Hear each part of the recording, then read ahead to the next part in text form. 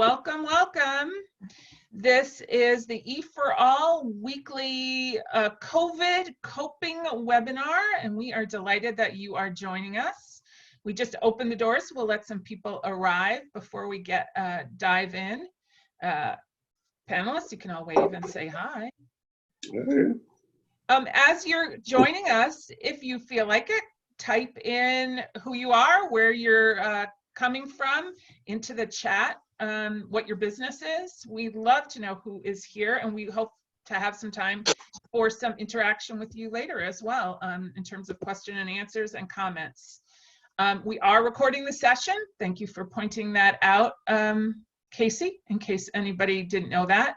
Hello, Will from Plymouth. We're delighted you're here. Joe Fish is coming from Dalton, which is Berkshire County.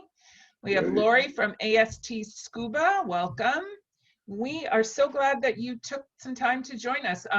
When we did the practice for this one yesterday, I was like, I can't wait to do it, but don't say all the good stuff. Wait and do it tomorrow. It's gonna be great. We were getting into it. Yeah, we definitely were. It's hard. These three panelists, I mean, it's hard to, rope them and get them to corral them into submission, which is why it's going to be such a rockin' webinar. So I'm going to wait another moment. As other people join us, just tell us who you are and where you're coming in from. We're delighted that you're all joining us. And we know a lot of people will watch this as a recording. Casey, I think we're going to get started. Let me just introduce myself, and then I'm going to pass it off to Donna. I'm Deborah Gallant. I am the EforAll Berkshire County Executive Director. I am the person at EforAll who has been coordinating these weekly coping webinars, and we are always trying to come up with topics that we think will be interesting and topical and kind of where our thinking is about what's going on during this COVID crisis.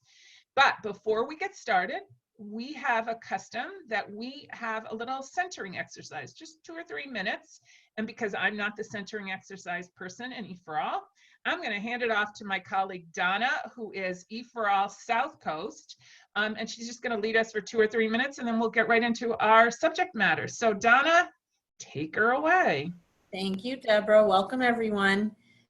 So we're just going to get grounded and centered because the world is in chaos right now, and it's important for us to maintain our center and our focus so that we can function and be present in everything that we do, regardless of what's going on around us in the world. So if you just want to, if you're sitting, just sit comfortably in your chair. Make sure that you're in your sit bones. Your sit bones are those knobs at the base of your pelvis, and that'll help you to sit more upright. If you're standing, make sure you're standing fully in both feet so that you're really grounded to the floor. And then just close your eyes. And we're going to just start with some breaths. So just take a nice deep inhale through your nose and let the breath go all the way into the base of your belly. And then when you reach max filling, go ahead and start an exhale. And allow the exhale to be soft and slow and smooth and full. Let it be a complete exhale. And then at the end of that exhale, you'll start another inhale. Again, letting that breath come all the way into your body, letting that oxygen nourish every cell of your body. And on your exhale, allowing the breath to empty smooth and slow and completely. One more inhale, nice, slow and steady. Letting the breath fill you and nourish you. And then on the exhale, allowing the breath to take with it all of the toxins, all of the negativity, all of the worry, all of the anxiety. Just breathing normally, allowing your shoulders to soften, allowing your arms to be heavy, allowing your belly to soften, allowing the tops of your thighs to soften.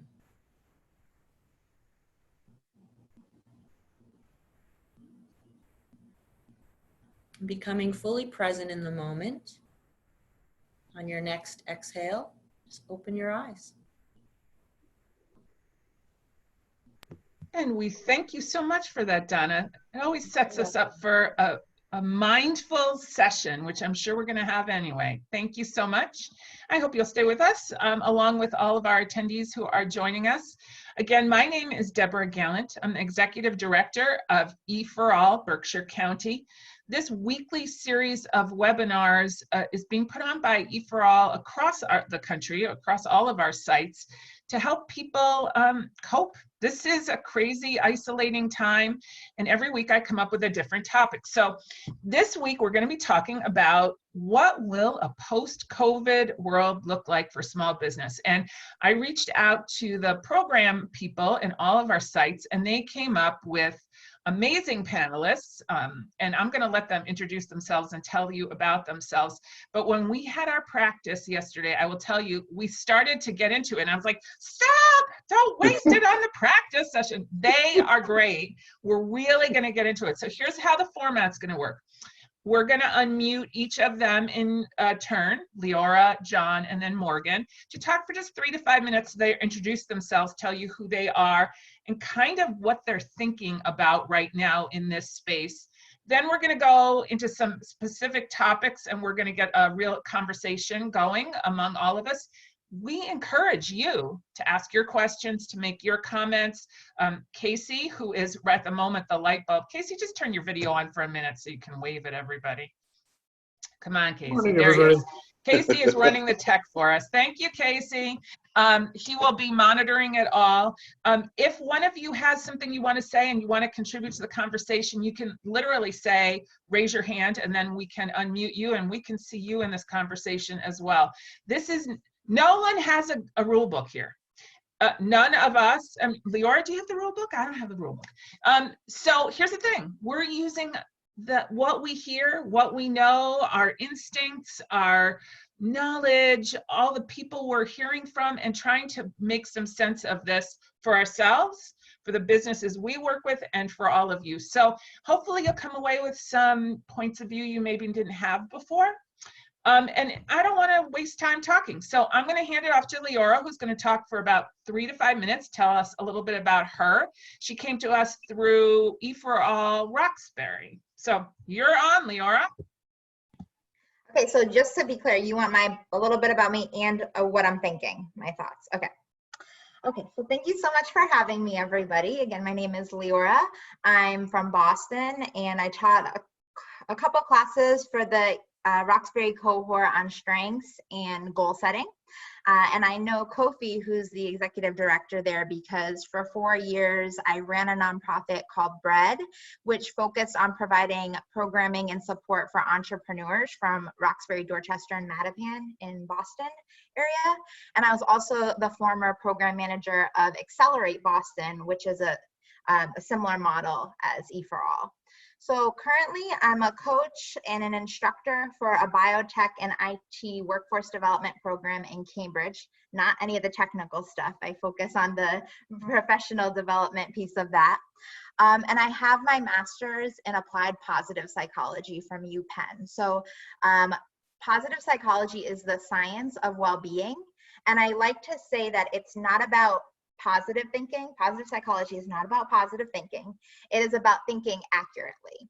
So oftentimes we have this, I like to think of it as a curtain, a stage curtain. And so many times we go through the world, and especially during these moments, where the negative side of the curtain is open. And so what positive psychology is about, it's about getting that accurate perspective, so opening the other side. So we see both the negative and the positive. And we want to see not just what's going wrong, but what's going right. So on the side, I do some consulting for teams using positive psychology to enhance organizational culture. And I also have a coaching business called Mighty Questions, and I provide affordable coaching for people who are looking to get unstuck. That's great. I love the name Mighty Questions. And if you were going to say in 1 or 2 sentences, kind of what's your perspective on the post-COVID world? What's the big picture, Leora, point of view? Okay. So yes, I have so many thoughts on this. So I would say, right now I'm attempting to have a very long-term perspective, looking into the future, not in terms of months, but in terms of years. That has been my way of looking at things. And I do have to share that I have some hope for the future because I actually got engaged last night. So, so you guys are like the first people I could tell I can't go anywhere to tell people, just texting people and FaceTiming. So I do think, thinking kind of long term has been helpful for me in this process. And right now, I'd like to say in terms of the future, I'm being tragically optimistic. Are people familiar with this terminology? So this is, and I'm looking at the chat to see if anybody is familiar, but so this is a term coined by Viktor Frankl, who's wrote Man's Search for Meaning. And it's the ability to maintain hope and find meaning in life despite its inescapable pain, loss, and suffering. And so I think the future of post-COVID, what it means to be post-COVID, I think we'll probably talk a little bit about this, is I'm looking at the changes in our society's values, both micro values of individuals and what your new normal is going to look like and what you want to return to, and also as our society, the macro level. All right. I love that you have a degree in positive psychology. How cool is that? All right, Leora, we will definitely come back and engage some more with you. John, do you want to unmute yourself and give us your quick bio and kind of point of view about what's going on right now? Yeah, I'm John Lewis. I'm CEO of Reset Enterprises, which is a B corporation that really is a social enterprise that focuses in on how to build economic development through designing products and brands that help bring communities together. We're creating right now is an online, offline crowdfunding platform for community development that we'll be launching locally in the area, and that's what we're really excited about. The other part of our company is Speakeasy Studios, where we have our own podcasting and digital storytelling studio, where we've worked with many folks. We also have 16 episodes on YouTube if you want to look. It's under Rethink Everything, R3, Rethink Everything.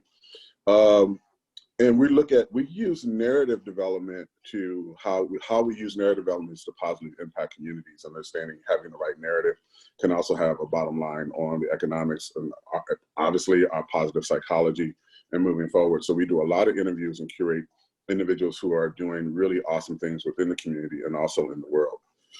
My background is I'm from Kansas City, so go Chiefs.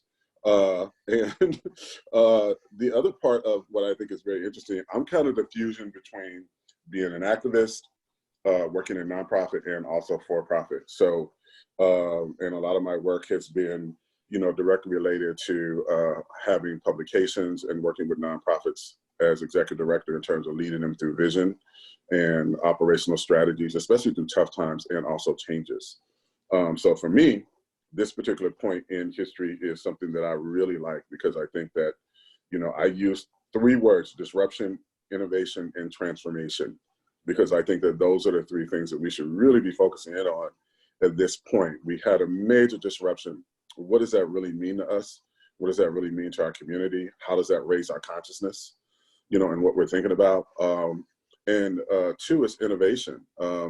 After the 1917 Spanish flu, there was an actual renaissance that actually occurred. So now we're looking at opportunities, and then transformation. How do we grow ourselves from this and evolve from who we are to where we need to go post-COVID? I use the analogy of, I feel like everybody was on a hamster wheel and then all of a sudden it stopped, and we got thrown off. And some of us are still running, really trying to figure it out, even though we're still running in place. But I think the transformation part is going to be absolutely critical to understanding that post-COVID, we're really entering a new world and a new state of consciousness, because the world we had before is not going to be the same. So how do we adjust to small businesses? How do we pivot? How do we look at our communities differently? And how do we look at local communities differently? I think is a major opportunity for us moving forward in the future. That's great. Thank you, John. I also just want to point out, because I know most of the people who are part of the EforAll community are all about micro business and small business, is that I think in these times of disruption, the opportunity for those of us who are in a smaller business to be nimble and make the changes can give us a great advantage over a big corporation. Did it take what, Ford 5 weeks, or General Motors 5 weeks to be able to create ventilators on their car line? And the smaller guys were doing it from the first week. They figured out that this was necessary, and that's just what it takes. The big companies have too much invested in the hamster wheel running exactly as it did. So thank you for that. All right, Morgan, off to you to do your intro, and then we're going to get into some of our subject matter. Thank you. Sounds great. Good morning. Thanks everyone for joining. I feel like I missed the memo for a red wall or curtain, but we will persist. I am the Vice President of Longmont Economic Development Partnership. We are the Economic Development Office for Longmont in Colorado, and one of the partners for EforAll in Longmont. We have a center for entrepreneurs called the Advanced Longmont Center. We have co-working there. We have startup offices, event spaces, and EforAll is also housed at the Advanced Longmont Center here in Longmont. So I love everything that EforAll is up to. And for the EDP, I lead strategic planning, program design, and implementation. We have an economic development strategy in Longmont called Advanced Longmont 2.0 with 3 lenses, and that's growth, prosperity, and inclusion. So growth is the engine. Prosperity is how well that engine is shared across occupations and families, and inclusion is how well that growth engine is shared across different racial and ethnic groups in our city. And post-COVID is really interesting. It's a big question. I remember on our prep call yesterday, and I was talking with friends about this last night. It's like most of us have major life moments where a slice of the pie gets thrown out. A family member dies, we move towns, we enter a new job, and it feels like a chunk of what is normal is discarded. And it feels like COVID just took the whole pie and threw it out the window. So the good news is that we get to bake a new pie with whatever flavors you want. I like a good blueberry pie, so maybe it'll be a blueberry pie in the future. But also in that, I was discussing this with a small business owner just the other day, and she had said something I thought that was deeply profound. And she had said that, in fact, it's always uncertain. Like the future is always uncertain, and it's just more clearly in front of us today than it is before. So we always have the choice to choose something new. It's just that this time the whole pie got thrown out the window, so we get to choose lots of new things instead of maybe a few new things at a time. So maybe we can start there and see where this conversation goes. Oh, Morgan, that's great. I like banana cream myself, but key lime, I don't know. Pies are good.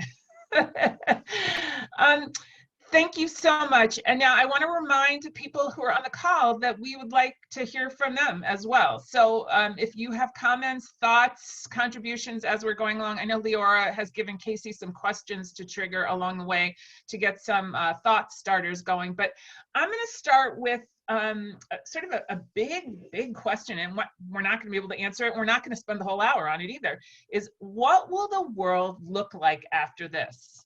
And how does after this even happen? I have to tell you, I've been pretty alarmed by watching the news reports about states that, they just are letting people roam the beaches and stuff. And it's like, they're going to get sick again. This scares me. But I'm going to start with Leora, because she had some very specific ideas that she was sharing with us about what is a post-COVID world.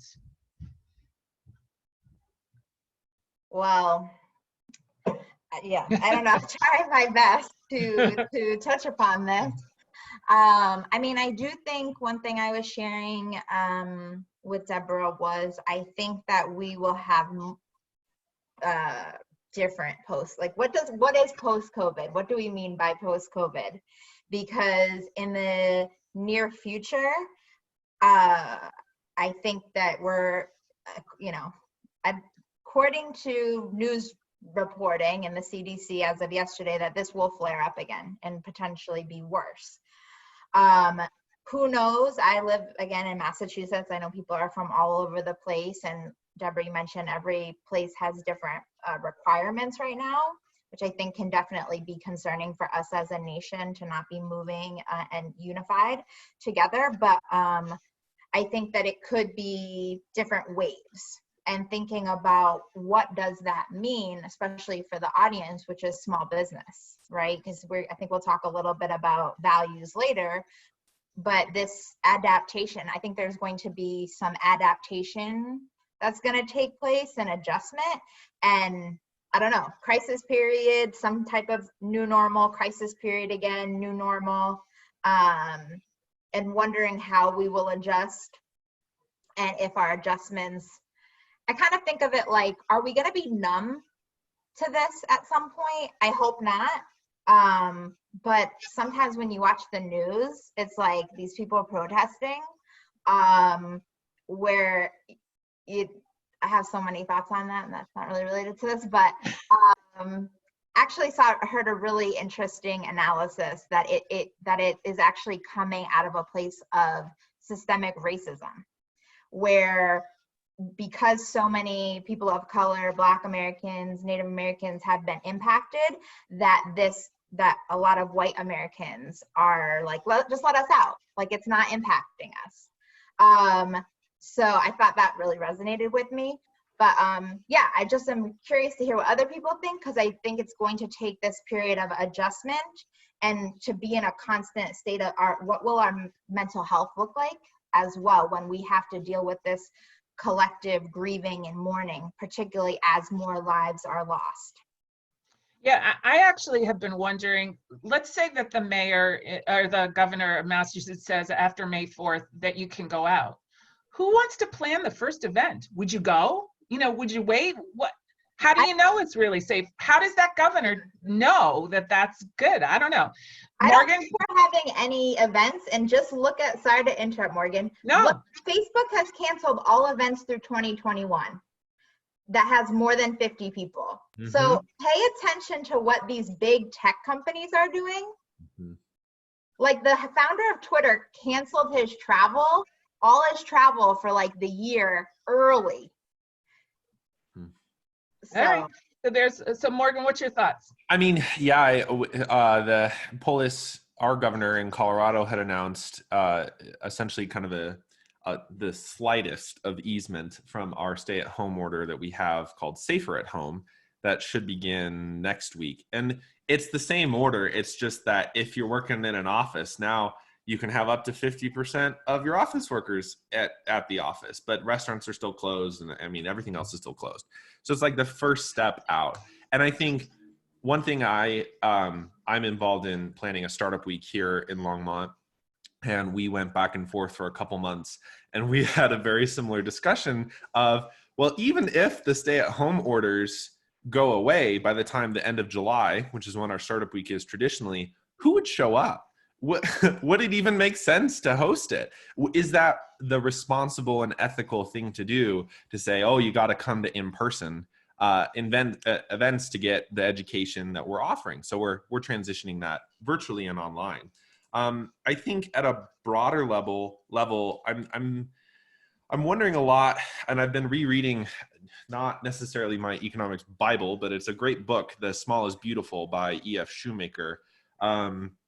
It's a short book. It's inspired a lot of the movements maybe we take for granted, like shop local and fair trade. And it was published back in the 70s. And it's a really great and intense analysis, somewhat to what Deborah had mentioned previously about the resilience that comes out of small business at a systems level. So what I think I have a concern and a hope. So the concern is that a lot of the businesses that have been closed or shuttered may not survive. And there will be a shift in our labor force to larger employers. And we see that happening right now. Amazon's hiring almost 200,000 people, and all these small businesses are getting decimated. So that's a concern, I think, because it makes our local economies less resilient to shocks. It's more dependent on one employer instead of 100 employers. I think my hope on the flip side of that is these small businesses, and many of you who are watching this, or many of those who we're friends with in all of our towns, get through this and get through the other side. And I've seen so many stories of small businesses pivoting, I guess is like the formal term, but basically just getting creative. Like, oh, we can't, sell things in person. Well, there's a craft store in Longmont that started to make cloth masks and selling them online. We are a coffee roaster and we can't sell stuff in person for people to come into our coffee shop. Well, how about everybody buys a bag of coffee for healthcare workers in Denver? So there's a roastery in Denver that's doing that. You can buy coffee for healthcare workers. Like, the creativity that is emerging from this crisis, I hope persists, and I think is a catalyst for what this world may look like, with more vibrant, intensely local main streets, but that are still perhaps globally connected, especially through the internet. I hope, at least, that there's a reshuffling in some of that stack of cards. Thanks, Morgan. John, you're up, and I want you specifically to speak to Leora's thing about whether liberate is really a racist thing. Okay. But you can just talk about the post-COVID world first. I'll talk to post-COVID, and then I'll hit that, because I think that those are some very deep topics. I like the creativity part of this, because I think that what you said was being adaptive.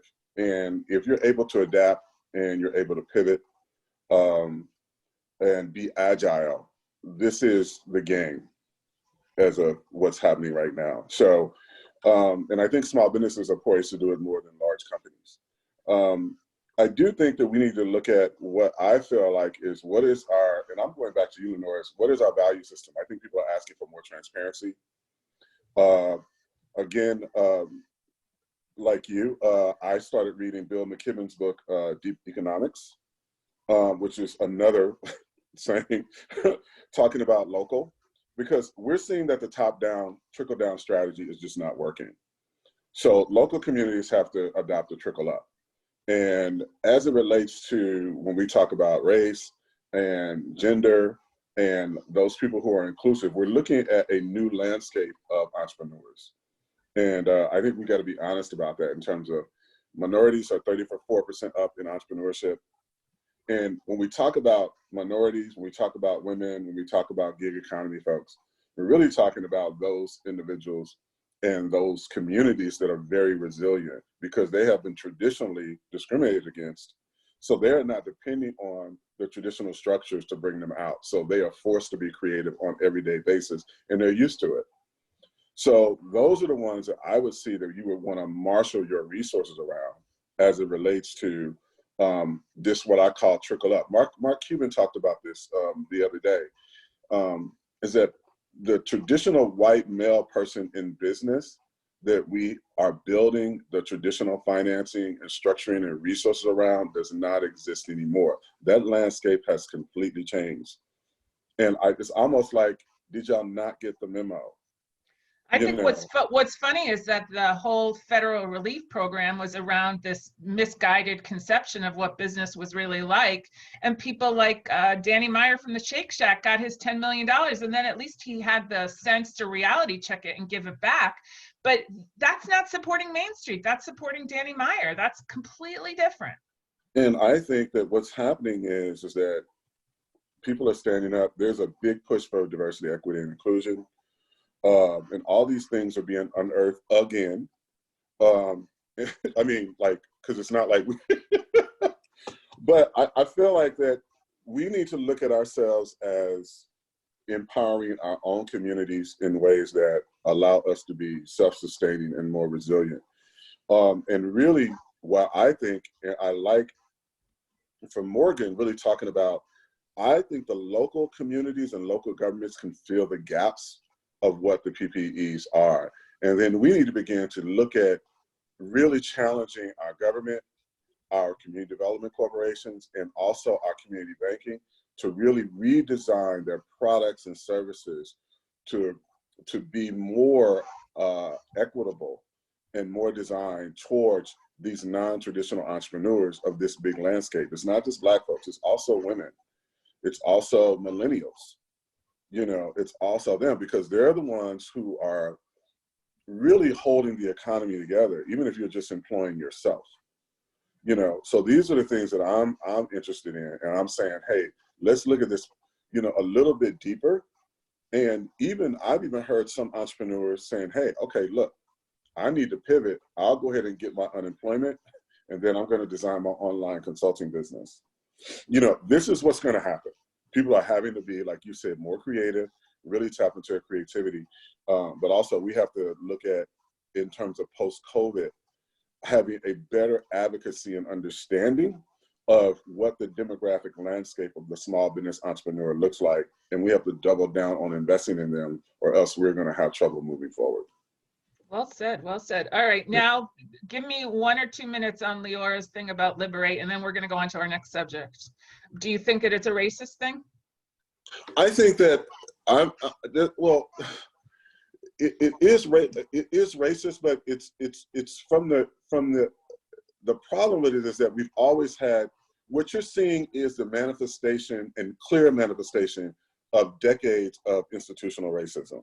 This is the very definition of it. So you're looking at racial disparity in healthcare, which has always been there. You know, I refer to Dennis Powell, who is the president of our NAACP here in the Berkshires. And he said, when white folks catch a cold, black folks get the flu. You know, it's kind of, and I'm saying is you're seeing racial disparity in traditional racial disparity in healthcare, and then that being realized through, you know, just the disparity. If a black person goes into the emergency room, how come they don't get the same care, a level of belief that they're sick as their white counterparts? And then I'm hearing stories of being sent home 3 or 4 times, and then at the end they're passing. You're also looking at, you know, business owners who, in this PPE, I think out of the 50 black businesses that are here in the Berkshires, 1 maybe got through the PPP application. That is tragic.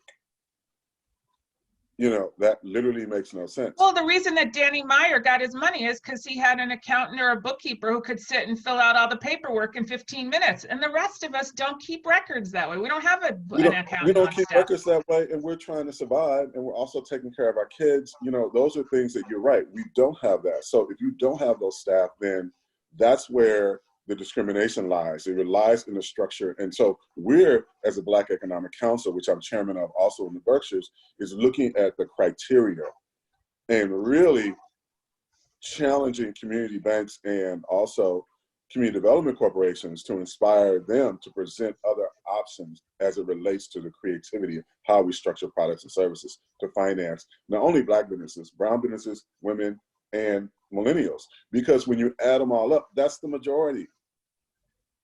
And I also understand that undocumented people who have their own businesses have completely been left out here. Leora, I know you have some questions. Do you want Casey to trigger any of them?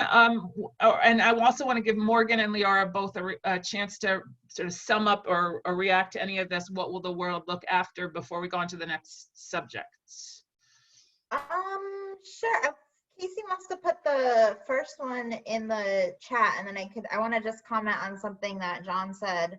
Yeah, so this question is thinking about, what do you see today, whether it's on a family level, a local community? Morgan, I think you touched upon this, and John, but as not future possibilities, but things that are currently happening right now that give you hope. And just to think, we've been talking about adaptability, resiliency, and also just want to touch upon that resiliency and having hope are the things that are going to allow us to bounce back quicker after this is all over. So thinking about how, even in small ways, can I build my own positive emotions, which I like to say is not happiness. You know, awe, love, serenity, those are all positive emotions that sometimes we don't take time to savor. And so thinking about what can you do for yourself in those micro moments to help you build your own reserve of resiliency to continue on. Because I do think you know, we all know, we don't know, there's so much uncertainty, as Morgan said. And sorry, you guys can't see me. I'm like looking at Morgan because he's on my screen. So I'm like, you guys can see me pointing at him, right? So I want to just touch on something that John said that I think might go into the next question, but about millennials. So I graduated in 2008. And one thing that I thought was, I've been reflecting on a lot, is what came out of the recession. Online businesses. I started listening to podcasts in 2008. Okay, so podcasts. I've been listening to podcasts for a minute now. Courses, all these things that started to come out. And then I would say, to your point about millennials, John, the experience economy. Like, millennials buy experiences, not as many materials. And this whole concerts. I'm sure Beyonce will find a way to keep us entertained, but when we do it in person again, I don't know, so thinking about all the things that have brought, I'm very, very curious about the experience economy, not only because it's on pause, but because will we be afraid? I think Morgan, you touched upon this, will we be afraid to go out in public and to be around large groups of people? And what does that mean for the experience economy, which personally, a lot of the businesses I was working with in Roxbury, Dorchester, Mattapan were built on experiences. So the creative economy. So I don't know if other people have thoughts around that. Yeah, I think it's interesting that you say that, because we just experienced, again, another rapid shift into everybody moving online. Jesus Christ, I'm talking to 75, 85-year-old people on Zoom who literally said, I'm not going to do that for many years.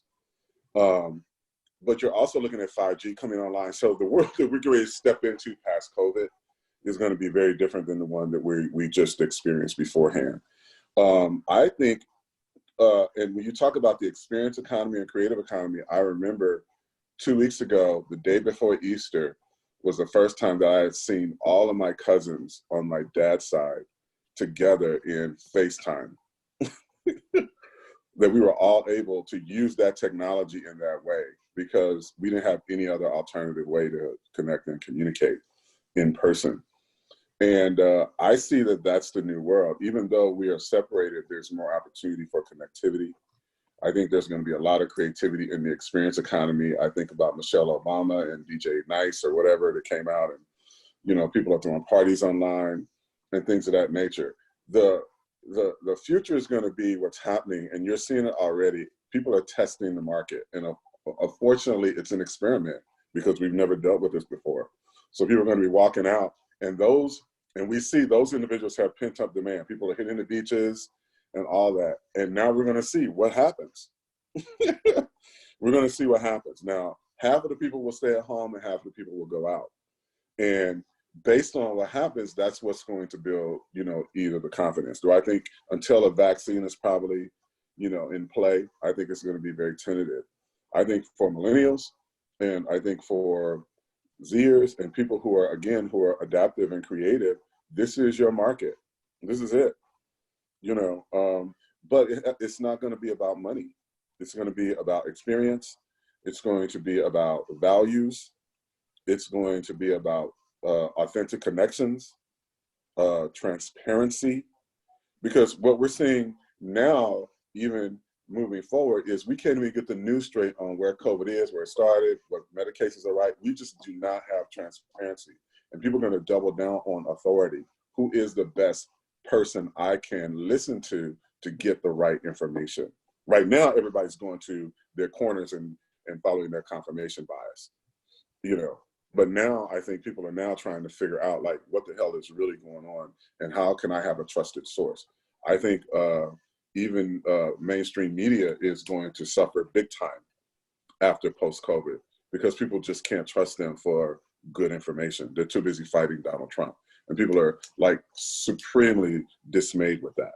So, I agree that there's going to be a tremendous amount of changes on the back end of post-COVID.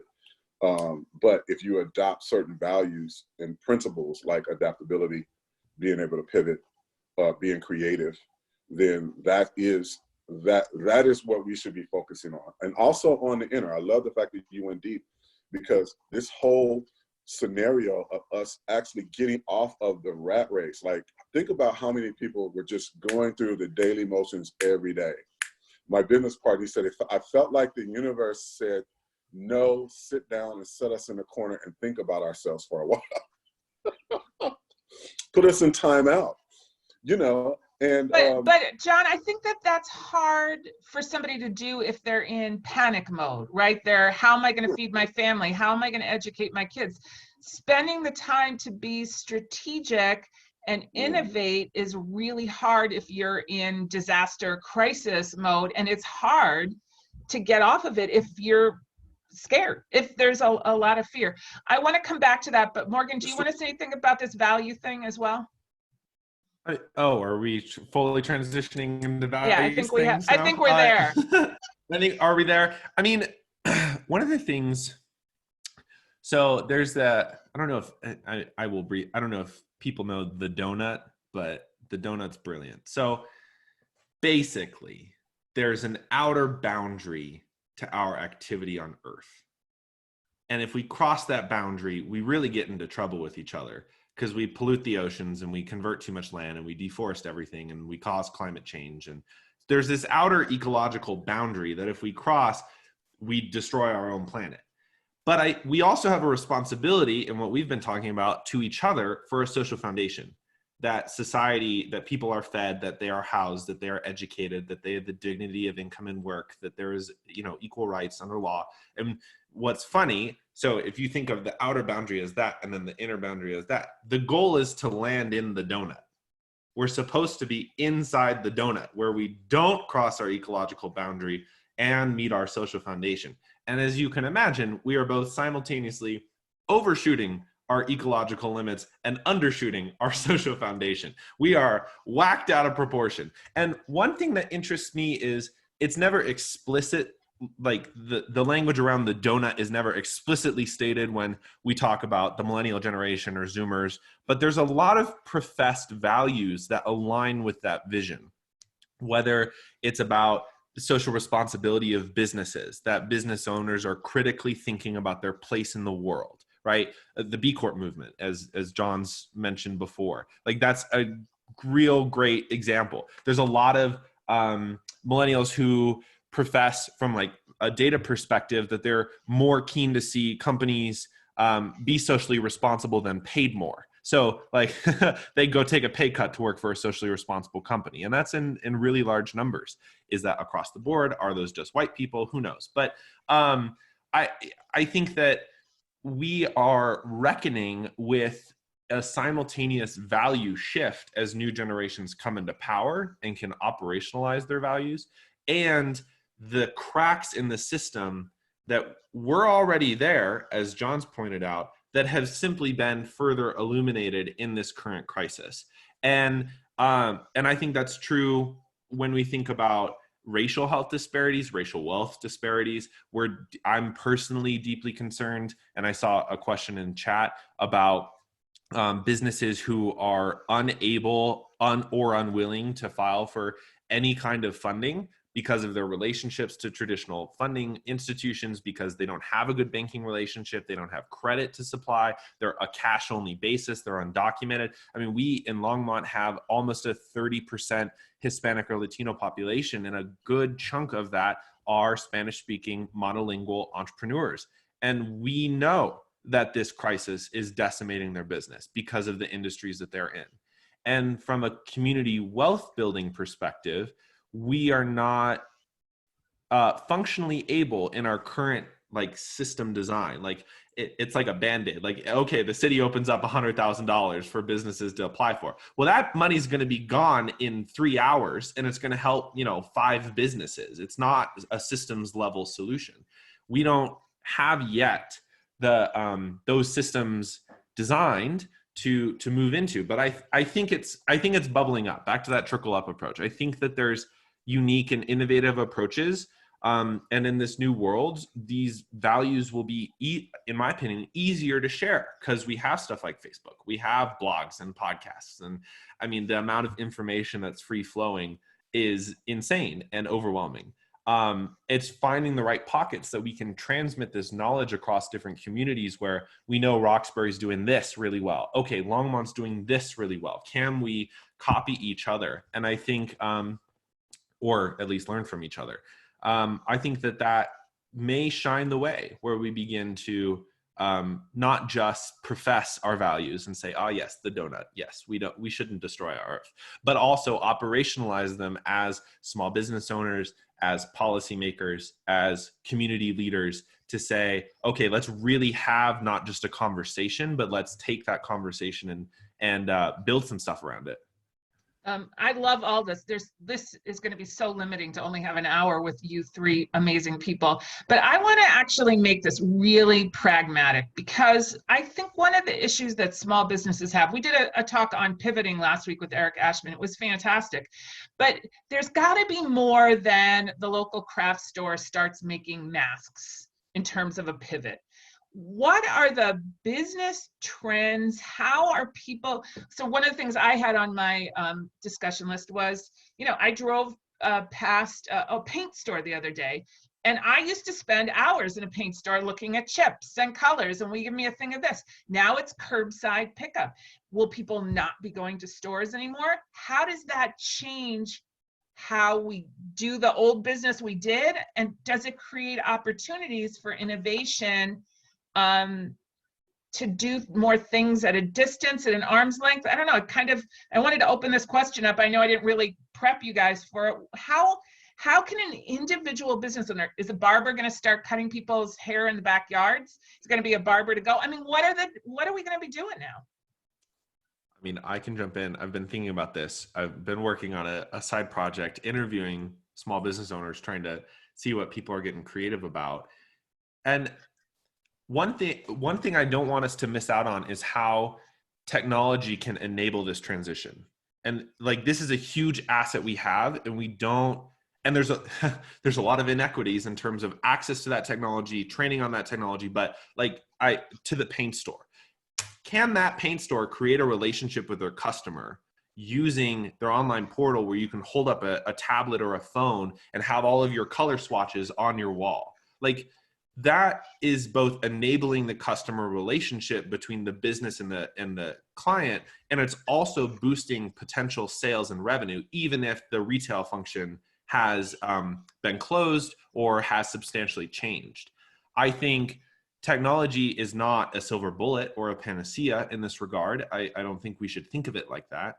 But I think in many ways it can help this transition along. Or, I mean, even just beyond like retail stores. This, obviously we are feeling the pain in retail because of stay-at-home orders and closures and stuff. This is impacting many more ripples than just food service and retails and bars. I saw a brewery in Boulder that got shut down by the city, but they rented an ice cream truck and drove around neighborhoods selling beer. So there were adults running after the ice cream truck. I love that. Trying to pick up their six-pack. The reason they were shut down is we have laws about just-in-time ordering, so they had to buy from their phone and pick up at the ice cream truck. But like, is that going to shift the laws around alcohol consumption? Like, this is I don't want us to, or I find myself often thinking of this in static ways. Okay, this one thing happens, then what? But we live in a dynamic system. So there's feedback loops. Okay, we saw during this crisis, it's great to pick up a pitcher of margaritas and bring it home and have fun with your family because it's legal now in Colorado for us to be able to do that. You just pick up a pitcher of margarita, you go home, you enjoy the restaurant food, maybe not at the restaurant. Is that also going to have a feedback loop to shift the laws? So I think it's a roundabout way of answering your question to say, basically, we don't know, but also to not underestimate the fact that lots of different things can change at once. And I think for many, especially since the recession, we've been caught in this idea of a static system that we must do one thing at a time. and one institution will change. But really, this is showing that we can change like 8 things all at once, and we'll figure out a new way to put the puzzle back together. Yeah. Okay, go ahead, because I can't wait to jump in, but I want you to go first. Leora, you go first. Yes, I please. just want to add really quick. I want to say that I 100%. I think whatever you thought was not possible, reimagine that it is possible, because we've seen doctors who said we can't do telemedicine doing it. We can't give everybody health care. We can't. And now it's like, oh, we can't give you guys a universal basic income. So, you know, it's $1,000, $1,200 landed in your account. You know what I mean? So, like, I think that if you think it's not possible, I would say this is a time to reimagine what is possible, because even if it's not necessarily possible in this moment, you're right, Morgan, like everything's being, I think you had used the word, John, like everything's being disrupted, everything's being innovated, everything's being transformed. So I'll just, that's all. Okay, Leora. John, you go. Cool. Man, Morgan and Leah, you guys are the bomb. I'm just saying. One of the things that like I'm really focused on, I love this idea of being dynamic and also having a feedback loop. I really chimed in on that. So, and also, Deborah, when you talk about practical things small businesses can do, because they have been static, they didn't pay attention to their biggest absolute asset that they actually have. And that is the people who actually come into their stores. It's only a one-time transaction. It's very transactional. It's not community. So if you're a small business, a cafe, or whoever, get the list of the people who actually walk through your door.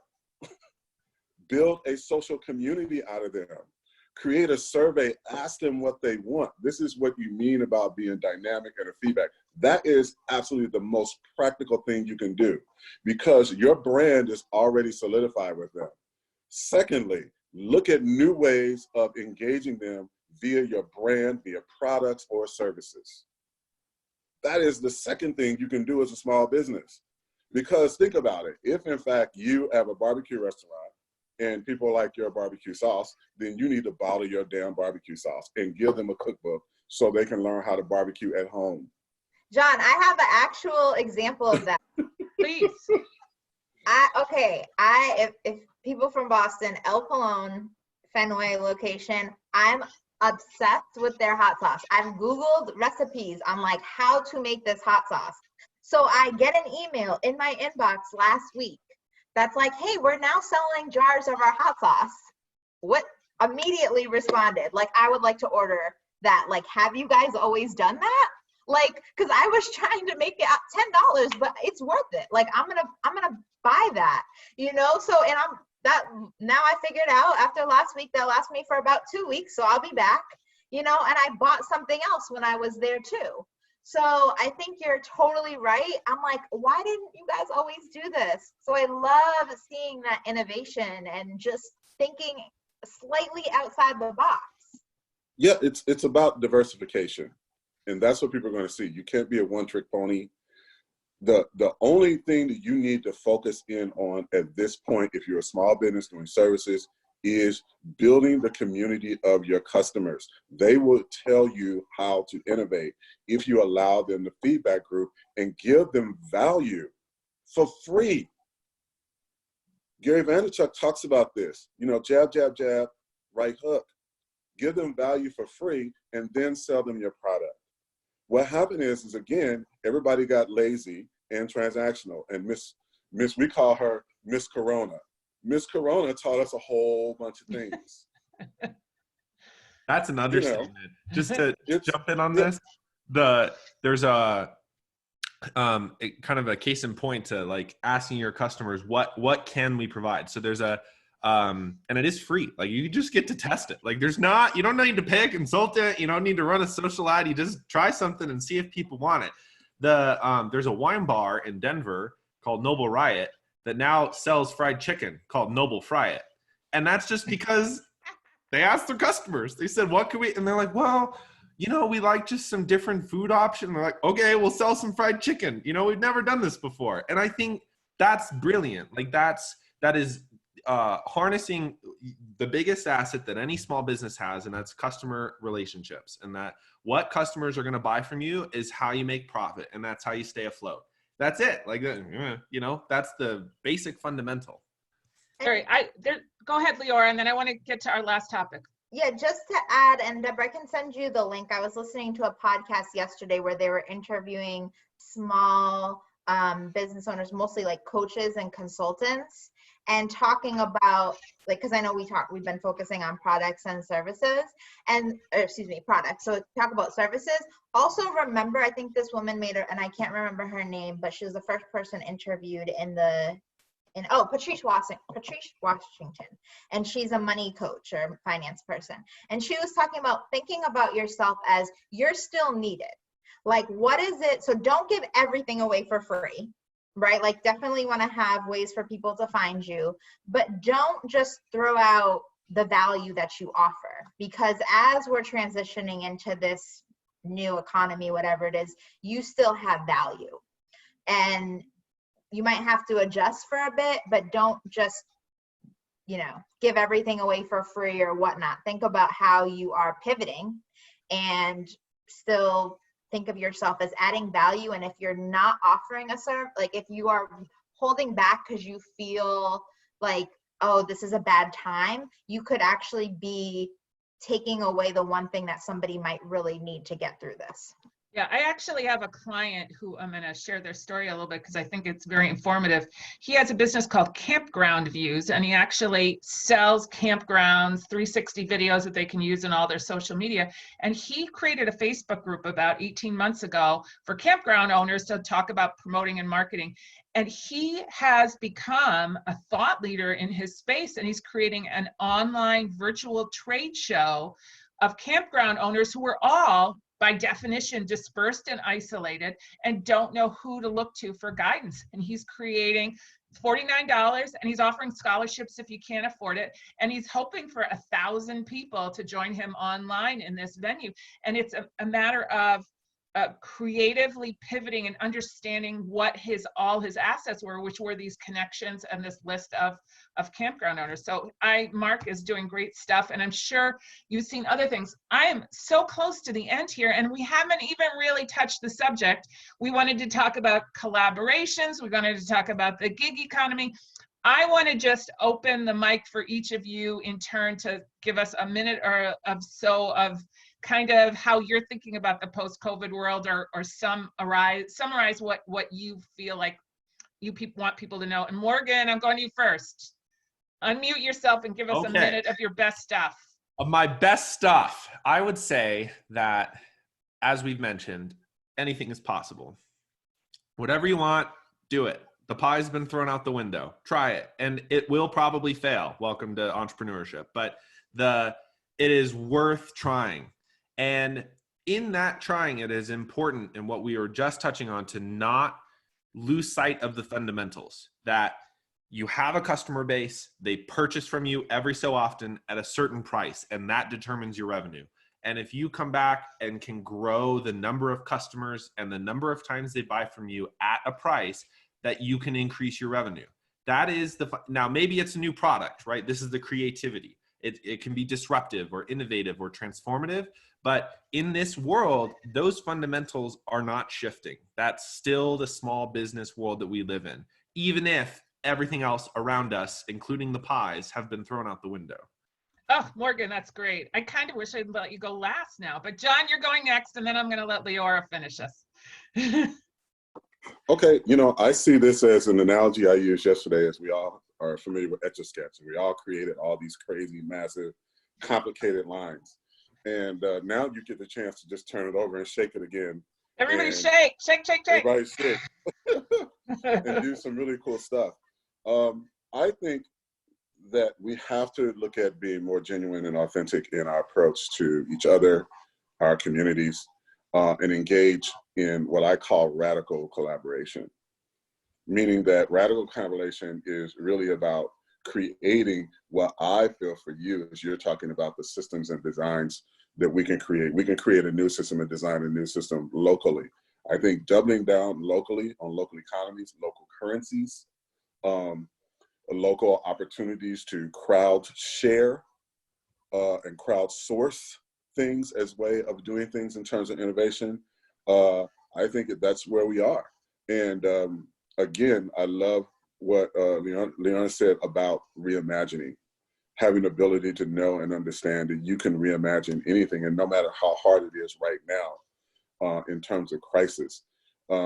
If you, again, practice the fundamentals of looking and listening to your customers, understanding you have the creativity, engage them authentically, they will tell you what it is. And look at opportunities for reoccurring income, subscription models, membership models, and then upgrading and curating experiences for them. Those are all things I think for the small business entrepreneur, I think are super massive opportunities. And the cool part about it is you just don't have to be local. Now you've opened yourself up to regional and global economy, and that's the game. All right, John and Leora, you get the final button here. Okay, so just to go off of I agree, like buy local, this whole local economy, and also just to remind people to vote in local elections, because the leadership that I'm seeing from our local politicians, Liz Miranda is one of my representatives, and just trying to get people unemployment and everything that they're working towards that I think some other people are not doing, that's really important. So I would say, so I actually have Casey put in the chat my final question to folks, which is something that, because we're talking, I want to end on a more hopeful, positive note. I think, obviously that this is a time, I do want to just acknowledge again that it is painful for a lot of people, and I've heard this, like we're all in the same storm, but on different boats. Were we talking about this yesterday? I feel like I've heard this quote so many times, I don't remember who's saying it anymore. But I agree, like we might all be on different boats at different times. But thinking about, so this is my question. So imagine it is 5 years from now, and news channels all over the world, because we're all going through this together, are talking about the anniversary of the pandemic. What will be one lasting positive change to society that they will be talking about? So something new, different, better. What do you see in terms of purpose, values, systems, people, ways of working, or something else?